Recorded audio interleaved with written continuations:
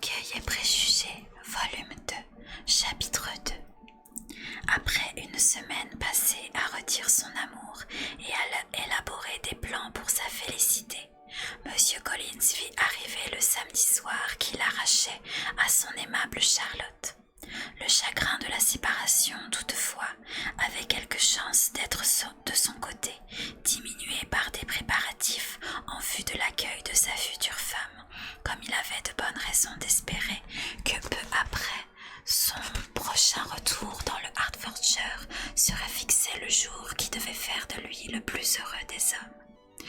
Il prit congé de ses parents de Langbourn avec autant de solennité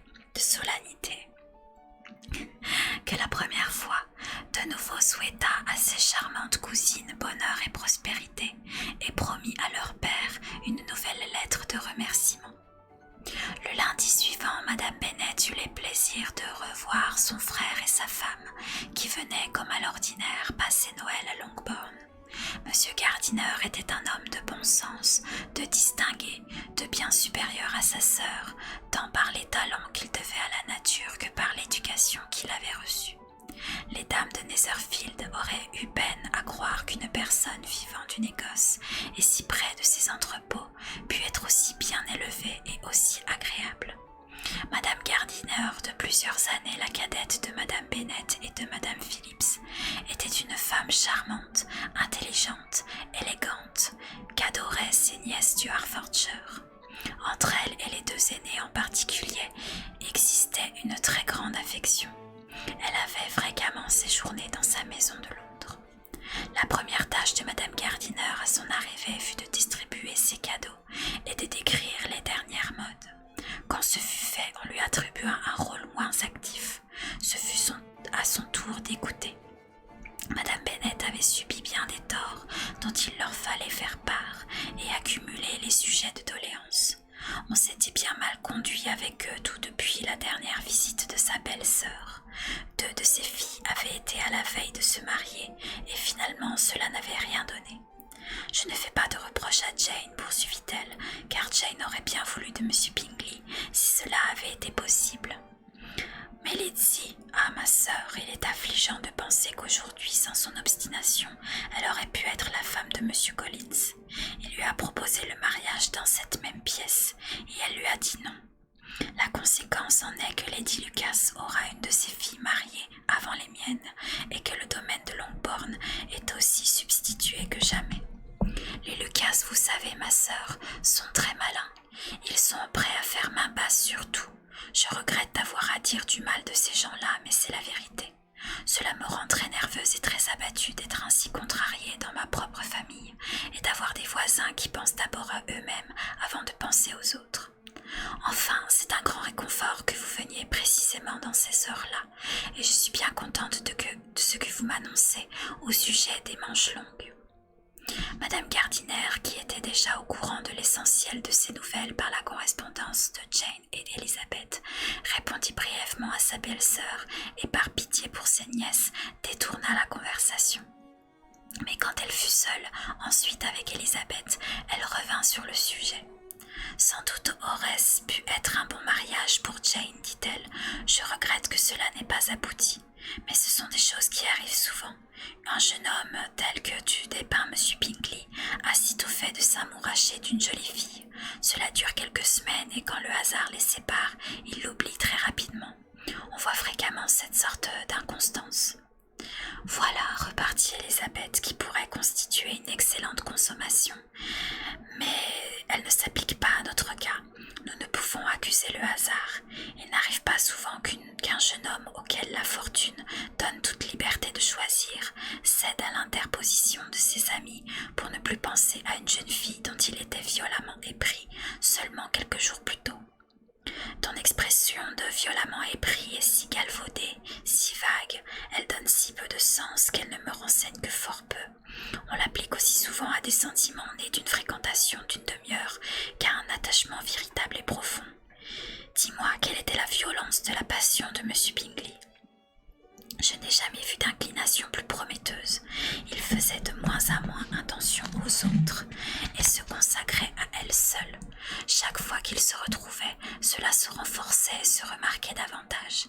À son bal, il a offensé 2 ou 3 jeunes filles en ne les invitant pas à danser, et je lui ai en des occasions adressé la parole sans recevoir de réponse. Pouvait-il y avoir de symptômes plus encourageants? Une absence de politesse généralisée n'est-elle pas le signe distinctif de l'amour?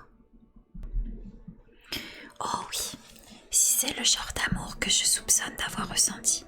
Pauvre Jane, je suis navrée pour elle parce que, telle que je la connais, il lui faudra du temps pour s'en remettre.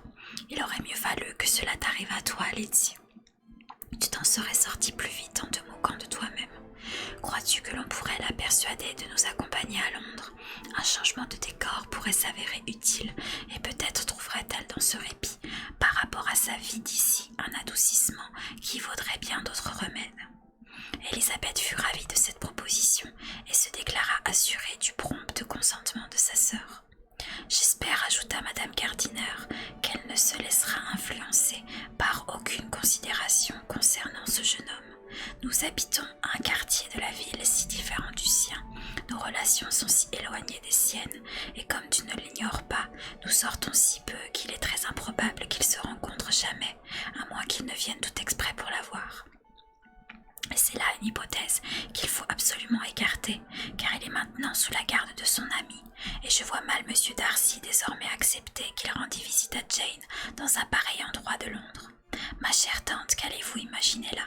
Il se peut que M. Darcy ait entendu parler de l'existence d'un lieu tel que Gracechurch Street, mais il aurait peine à admettre un mois d'ablution suffisant pour le laver de ses impuretés s'il devait un jour y pénétrer, et croyez-moi, M. Bingley ne se déplace jamais sans lui.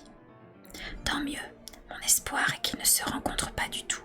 Mais Jane ne correspond-elle pas avec la sœur? Cette sœur, elle pourrait se dispenser d'une visite.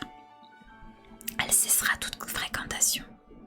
Pourtant, en dépit de l'assurance à laquelle prétendait Elisabeth, sur ce point ainsi que sur celui plus captivant encore d'un empêchement, mis à une visite de Jane par Bingley, elle se mit à éprouver pour ces sujets un intérêt qui la persuada à la réflexion qu'elle ne considérait pas tout espoir comme perdu. Il se pouvait, et parfois elle l'envisageait comme probable, que l'affection de M. Bingley fût ravivée et l'influence de ses amis combattue avec succès par l'effort plus naturel du charme de Jane. Mademoiselle Bennet accepta l'invitation de sa tante avec plaisir, et les Bingley n'auraient occupé aucune place en ses pensées à ce moment si elle n'avait nourri l'espoir que, ne vivant pas sous le même toit que son frère, Caroline pût passer parfois une matinée avec elle sans qu'elle courût le risque de le rencontrer. Les Gardiner restèrent une semaine à Longbourn, et tant à cause des Phillips que des Lucas ou des officiers, ils n'eurent pas une soirée de libre. Madame Bennet avait si soigneusement pourvu aux distractions de son frère et de sa belle-sœur qu'ils n'eurent pas l'occasion une seule fois de partager un dîner en famille. Lorsque la réception était donnée à Longbourn, inévitablement des officiers figuraient parmi les invités, et Wickham était du nombre. En ces occasions, Madame Gardiner, à qui les éloges chaleureux qu'on avait faits, Elisabeth avait donné des soupçons, les observa l'un et l'autre attentivement. Ce qu'elle vit ne l'amena pas à supposer qu'ils étaient véritablement épris, mais leur penchant réciproque lui parut suffisamment évident pour lui causer un peu d'inquiétude. Elle résolut d'en parler à Elisabeth avant de quitter le Hertfordshire et de lui représenter l'inquiétude, l'imprudence qu'il y aurait à encourager pareil attachement. Wickham possédait un moyen de plaire à Madame Gardiner sans lien aucun avec l'ensemble de ses talents. 10 ou 12 ans plus tôt, avant son mariage, elle avait passé beaucoup de temps dans cette même région du Derbyshire dont il était originaire. Ils avaient donc beaucoup de connaissances en commun, et même si Wickham n'avait pas fait là de fréquente apparition depuis le décès du père de Darcy, 5 ans plus tôt, il demeurait en son pouvoir de donner à Madame Gardiner, de ses anciens amis, des nouvelles plus fraîches que celles qu'elle avait pu se procurer. Madame Gardiner avait vu Pemberley, et de réputation fort bien connue le défunt M. Darcy. C'était là, en conséquence, un sujet inépuisable pour la conversation. En comparant ses souvenirs du domaine à la description minutieuse que Wickham pouvait en faire et en donnant sa part d'éloge au propriétaire précédent, elle le comblait d'aise et trouvait son plaisir. Quand elle sut quel traitement l'actuel monsieur Darcy lui avait réservé, elle essaya de se rappeler quelque chose des traits de caractère qu'on prêtait à ce dernier quand il était enfant, qui pût s'accorder avec cette conduite. Finalement, elle crut se ressouvenir qu'on lui avait parlé de monsieur Fitzwilliam Darcy comme d'un